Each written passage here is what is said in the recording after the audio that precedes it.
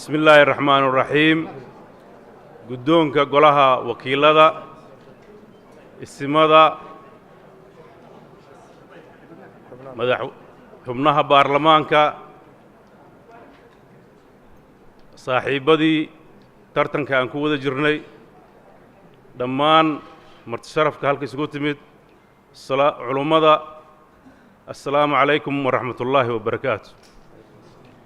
waxaan aad ugu mahadcelinayaa dhammaan shacabka Puntland iyo guddiga hagaayay doorashada maanta halka dhacday oo muujisay si ay ku jirto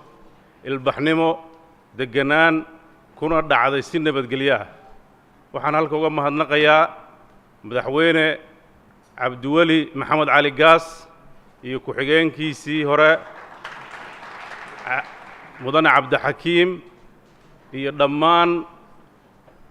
madaxda dawladda Puntland ciidamo iyo rayidba waxaan aad ugu faraxsanahay natiijadii halka soo baxday waxa ay bilaabatay waji cusub oo dadka reer Puntland aan rajaynayo inaan mas'uuliyadda ay saareen aan ka soo bixi doono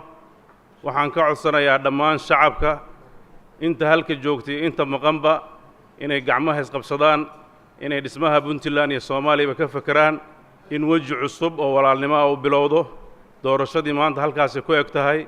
dhibaatadii iyo isjiijiidkii ay lahayd marxaladii aan ku jirnay doorashadu way dhamaatay waxaan si gaar ah ugu mahadnaqayaa Generaal Asad oo aan ku soo harnay wareegii ugu dambeeyay wassalaamu calaykum waraxmatullaahi wabarakaatuh